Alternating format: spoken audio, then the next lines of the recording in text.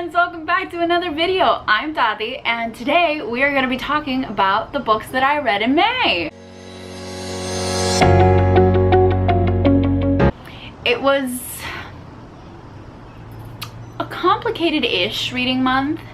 I wasn't very inspired to read a whole lot, but I ended up reading 5 books, which is great. 3 of them I read either on my Kindle or in physical form, and 2 I listened to the audiobooks. So let's get started. The first thing that I read in May was City of Bones by Cassandra Clare. Yes, I have read this book already in March, but the reason I reread it was because I was doing a live show this month. Me and a bunch of other lovely ladies did a live show which was hosted on my channel this time, and we're going to be doing these live shows monthly, and we're going to be going through every single one of Cassandra Clare's books. This month it was City of Bones. Now in June we're gonna read City of Ashes, and that's gonna be on Yesenia's channel, and all the information will be down below as to time, place, book, everything.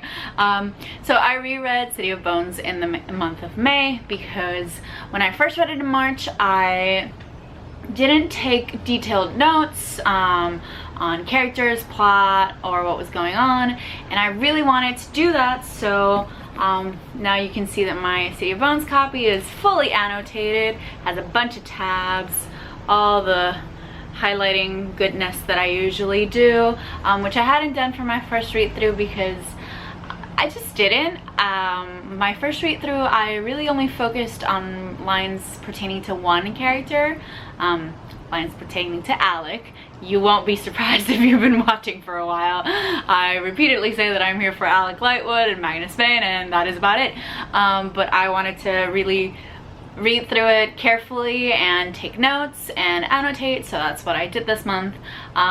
It took me far too long to get through this book, honestly. I actually did a combo of listening to the audiobook and also following along as I was listening so I could highlight and annotate.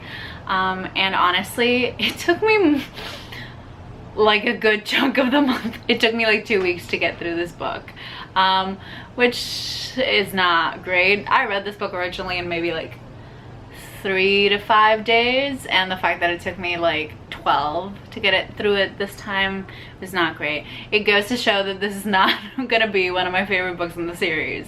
So in this reread I was able to focus more on other characters than I was the first time around, and I realized that I hate Jace with a passion. Like, I cannot stand him.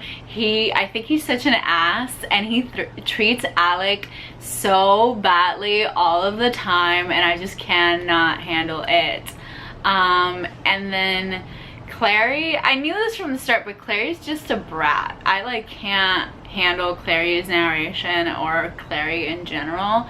She's a brat and I just can't stand her. She also hates every girl that isn't herself, and I can't stand that, and she's like so possessive over Simon and Jace that it's ridiculous. Actually, throughout this book I decided to count how many times Clary slapped Jace. It was only 1 time, but really I should have been counting how many times Clary forgets about Simon, because that is a lot. Like a lot. Like, it happens all the time. She constantly forgets that Simon exists, which is not great considering that he's supposed to be her best friend.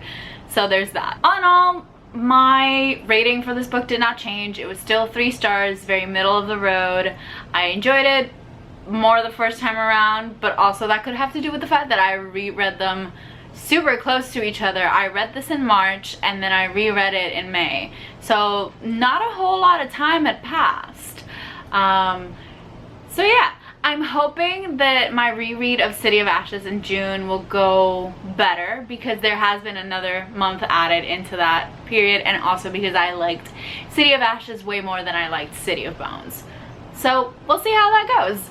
The second book I read this month was Angry God by L.J. Shen. This is the first book I've ever read by L.J. Shen.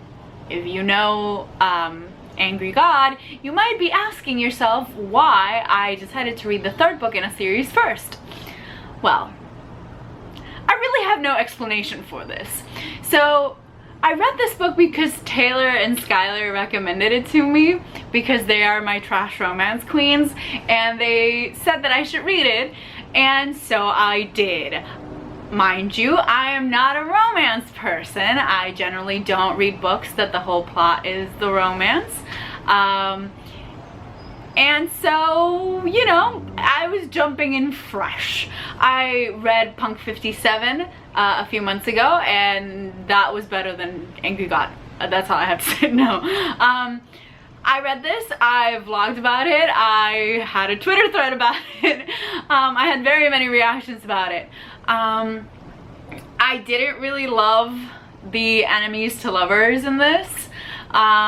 I thought that both of the characters, Lenora and Vaughn, both sucked. I have a bone to pick with Aljation's choice of names. Vaughn Spencer makes no sense. It should be Spencer Vaughn. That sounds better, sexier, less terrible. Anyway, yeah, I had a bone to pick with her like choice in names for her characters, but it is what it is. The plot was not that great. I wasn't all that entertained. I expected way more from the smut. It was very, very disappointing. So yeah, it was just like I had more fun making my Twitter thread as I was reading this than I did reading the actual book, and I don't think that's supposed to happen. So yeah, I think this definitely earned the 2 stars that it has. It's not the most terrible thing. It isn't the worst thing that I've ever read, but it's also very much not the best. If that makes sense. So yeah, it was just, the whole thing was a whole big yikes for me. So it was just not the greatest thing that I read in the month of May. Also, I was not super happy with the ending of this book. So here's my rant, my mini rant right now. Not all characters should have children. First of all, I don't think that a happy ending has to include children. Your life can be happy and successful and fulfilling without having children. And not every single book character needs to end up with children. I'm looking at you, Edward and Bella, and also at you, Vaughn and Lenora. Like, so something that I really actually liked about this book was that towards the end, Lenora says to Vaughn that she doesn't want to have children, and he's like, excellent, who cares, they're smelly, sticky, and you know, get in the way anyways. And then like a page later they're suddenly pregnant with twins, and I'm like, you had me, it was gonna be perfect, they weren't gonna have kids, it was gonna work because they really shouldn't have children, and then you fucked it up. Because, like, you know what, some characters just don't need to have children, and Lenora and Vaughn are definitely 2 people that don't need children. Like, Vaughn has all his traumatic past, and also he didn't treat Lenora all that well, and Lenora didn't treat him all that well either. So like, really, neither one of them should be parents. So giving them twins at the end, it was just kind of like, I was already not interested in this book, and the end just made it worse. So yeah, that was a 2-star read from me.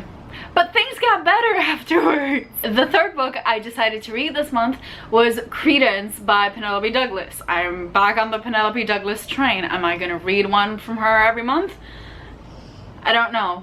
Maybe. Who knows? I don't think so.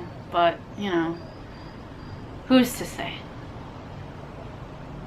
Anyway, I read Credence. This was also recommended by Skylar and Taylor, and I also vlogged a little bit for it. Honestly, my vlogging for Angry God was better than for Credence because I actually really enjoyed Credence, and I got so sucked into the plot that I completely forgot to react to it. So eventually, when that vlog makes its way out into the world, don't expect much from my Credence vlog because it's actually very terrible. So yeah, I actually really enjoyed this book. It centers around Tiernan. Her parents die and she basically ships herself off to this like long lost stepbrother of her father's that she didn't really know existed until he contacted her once they died, because he was made her like guardian or whatever. And yeah, I know this all sounds crazy, and I agree. And so he lives in a mountain in Colorado where they get snowed in like for 6 months a year, which is like mildly ridiculous to me, but I mean, I live on a tropical island, so being snowed in anywhere for any amount of time is mildly ridiculous to me, but I digress. And so he has 2 kids. She goes up on the mountain. They're not related by blood in any way, shape, or form, and she wasn't raised with them. This is a big old smut fest, honestly. She fucks Jake, which is her father's stepbrother. She fucks the 2 brothers, and she ends up with one of them, and I hated the one that she ended up with because that was a big old yikes. But I gotta say, the smut in this was actually really fucking good. Like, I was disappointed by Angry God, but Credence came in to like save the day once I finally got to it. There's a particular scene with the brothers that is it was quite good. It was quite good, I won't lie. I actually really enjoyed this. I enjoyed the plot. The characters for the most part were all pretty good, except for Caleb. I kind of hate him. Not kind of, I absolutely hate him. Yeah, no, I hate Caleb. I don't like him at all. His first introduction with Tiernan is not good, and then their relationship is just like not great the entire time. So yeah, I wasn't all that happy that she ended up with Caleb. I would actually really want her to end up with Noah, but you know, it is what it is. And this book also did the thing that Angry God did that I didn't think should have been done.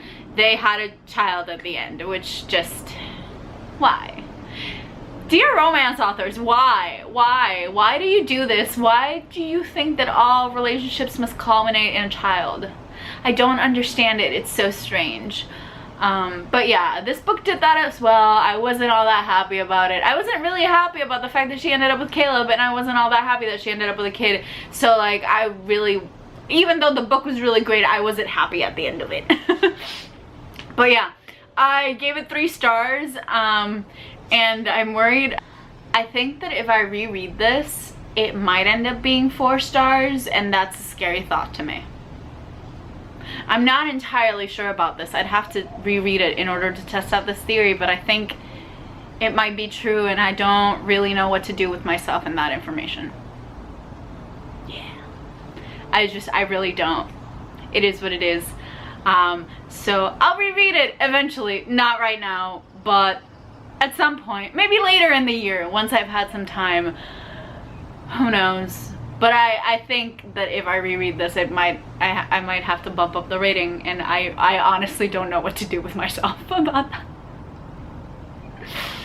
Yeah, so let's just move on to the next book that I read. The 4th book that I read in the month of May is The Unhoneymooners by Christina Lauren. So you might have seen me talk about this book already in a bunch of videos, because it was featured in my Books I Need to Read in 2020 video, and also I think it was mentioned in my stay at home tag because it is a book that was gifted to me by a very special friend. My best friend gave me this book in December, I think. I'm pretty sure that's when he gave it to me. And I hadn't read it yet. I started to read it a couple times, but then I got sidetracked and never came back to it. So I finally sat down to read it because I have the Scribit membership, and they had the audiobook, and I was just like, sat down one night at like 6 p.m. and I flew through it. I listened to the entire audiobook in one sitting. And I absolutely loved this book. I thought it was really great. I loved the enemies to lovers in this book. I thought it was so well done. Their interactions, there was like tension. They really seemed to like dislike each other very much, borderlining on hate, and then they come back to it and they figure out why it is that they don't like each other, and it's basically just miscommunication, which I really liked because that's humans in a nutshell. We miscommunicate with each other all the time, and we see things that aren't really there. So the fact that their entire relationship was based on the fact that they perceived that they hated each other. And also, as they are on the honeymoon, Olive and Ethan figure out why it is that they don't like each other, and really it's because they have been led not to like each other by Dane. And so still it takes a while for them to like actually start acknowledging that they might like each other and like spending time with each other. And I love how their relationship progresses throughout the trip. It's done quickly because it's done in the span of like 10 days, but it's not done so quick that's unbelievable.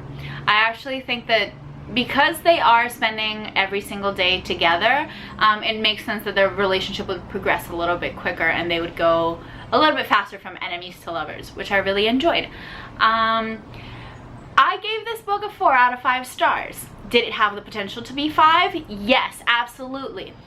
Even though I just said I'm not a big romance reader, I actually really enjoyed this book. I thought it was really great. The dynamics were great, the characters were amazing, and the plot was really, really good. Here's the thing. There are some things that kept it from being a 5-star read for me. First of all, there was just like a thick layer of awkwardness that was like around everything that was Olive. From speech patterns to how she behaved in certain situations to how she behaved with Ethan to her family. It was just, and also, you know, she's very pessimistic about her own luck, which her sister calls her out on later on. But there was just like a thick layer of awkwardness around everything. And Olive is supposed to be 32 in the book, and she uses expressions like, I was living for this, this was giving me life. And I was like, I don't know if a 32-year-old would really speak like that, but okay, I guess. I don't know, it was just like some of the speech just like seemed ingenuous, like something that, it seemed like something that a 32-year-old wouldn't say. It seems like something that, I don't know, a 22-year-old would use in text speak. I would use that in text speak, but I don't think I would say it in real life. I don't know, it was just, some of the dialogue was just really awkward, and some of the Olive's own behavior was really, really awkward. The other thing that made me give it a 4-star instead of a 5-star was a pet peeve of mine. So, if you're going to include in your book a language that you do not speak or master, please, for the love of all that is good in this world, have someone who does master the language check it for you. Because you can probably guess where I'm going with this. As I was listening to the audiobook, oh, also, quick disclaimer, Spanish is my first language. So, as I was listening to the audiobook, Olive is supposed to be of Mexican descent. She was born in the States, but her parents are both from Mexico, and she was raised speaking Spanish. And someone, one of her aunts, whose first language is Spanish, just says a sentence completely wrong.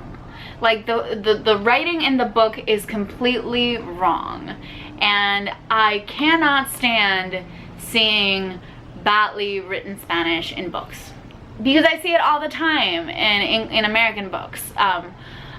Just like, it's completely wrong grammatically, and it makes no sense, and it really is one of my pet peeves, and it makes me take off stars off books. Because why couldn't you have someone check it? Someone who actually knows the language, and just not use Google Translate. Don't use Google Translate on your books. Like, cause Google Translate doesn't translate correctly, because English and Spanish have different syntax. So the words go in different orders, and I can notice it. It's on page 320. I underlined it. So they're talking, Olive's family is talking about her and Ethan, and someone says, I think it's her aunt that says, finally, se te va pasó al tren. The sentence should read, se te va a pasar el tren. O se te pasó el tren, not se te pasó al tren. That makes zero grammatical sense. And so the moment I heard that, I had a moment. I had to stop, lay down, breathe, find it in the book, highlight it, and then just rage for a minute. So yes, please, if you're gonna use language that you don't master, have someone check it for you. That has been my second rant of this video. Thank you. And now we come to the final thing that I read in May, which is probably my favorite thing that I read in May. Actually, not probably, absolutely my favorite thing that I read in May. I listened to the audiobook for The Poet X by Elizabeth Acevedo, and it was so fucking fantastic. I have no words to describe to you how good this was. If you can, listen to the audiobook because it is amazing. It's narrated by Elizabeth Acevedo, and it's about this girl, Xiomara, whose parents are immigrants from República Dominicana, and they are all living in the Bronx in New York. And Xiomara's parents, specifically her mother, is very, very, very religious, and she keeps like a tight lock on her children. So this is the story of how Xiomara is able to contend with like her mother's religiosity with also what Xiomara wants, which is like to pursue poetry and also to fall in love. She doesn't believe herself to be the perfect Christian daughter, and it's a beautiful story, and it's told mostly in verse, as in poetry, and it blends like prose and poetry into verse in such a beautiful way that this book is absolutely riveting. I listened to it at normal speed. I normally listen to audiobooks at a quicker speed. The On Honeymooners, I listened to it at 1.5. But this book, I listened to it at regular speed, and boy, was it great that I did, because the narration in this was so amazing that if you sped it up, you would be missing all of the emphasis that Elizabeth Acevedo puts in every single line in this book. This book was so good. It blended Spanish and English in such a beautiful, seamless way. It was just, I have no words for how good this book was. I bet you can already guess what I rated it. I rated it 5 stars because it was just that good. I listened to it in a night, and honestly, it was just, I have no words for how good this book was. I want to get a physical copy because I want to fully sit down and annotate it, but the audiobook was just amazing. It was just, I have no words for how good it was. It was just really a really good book, and I thoroughly enjoyed it, and I'm definitely going to be reading much more Elizabeth Acevedo in the future, and listening to her work because it is fantastic. Honestly, like, I really can't gush anymore about it because it's just like, it's been a few days and I still don't have all the words necessary for me to talk about this book. This book was just amazing. The topics and themes that are presented throughout, and how Xiomara handles her own Latinidad, and how I saw so much of myself in the pages of this book. If you don't know, I was born and raised in Puerto Rico, but I studied university in the States. So I definitely haven't been wasn't in the States as long as Xiomara was, but there's a lot to her story that rings true to me, and it was so good. It was so good. I wish I had more words to explain how good this book was, and I don't, and that it really bothers me that I don't have enough words to explain how wonderful this book is. And the only thing I can really say to you is please go read it, go listen to it, go read it, go study it. This book was great, and it was everything that I didn't know I needed. And after having such a strange like reading month in which like some things were good, some things were bad, but also I was like very unmotivated to read. I switched. I would say I was gonna start a book and then I wouldn't start it, and then I would like go back, but then I didn't, and I was just so uninspired to read a lot of the time that this book really was like the perfect palate cleanser that I didn't know I needed in order to start June and come back stronger than ever to read in the month of June. This was actually everything I needed, honestly. So yeah. Yeah, please, if you take one thing from this video, go read this book, go listen to this book. I promise it'll be worth the time. The audiobook is actually really short. It's 3 hours. I have nothing else to say because I sound like a broken record. Go read this book, okay? So yeah, those were the 5 books that I ended up reading in the month of May. I have some fun reads planned for June. I think I'm actually gonna make it through my TBR this month, unlike my TBR in May, which was disastrous. Thank you so much for spending this time with me. Like, share, subscribe if you want to, and I will see you on the next video. Okay, bye.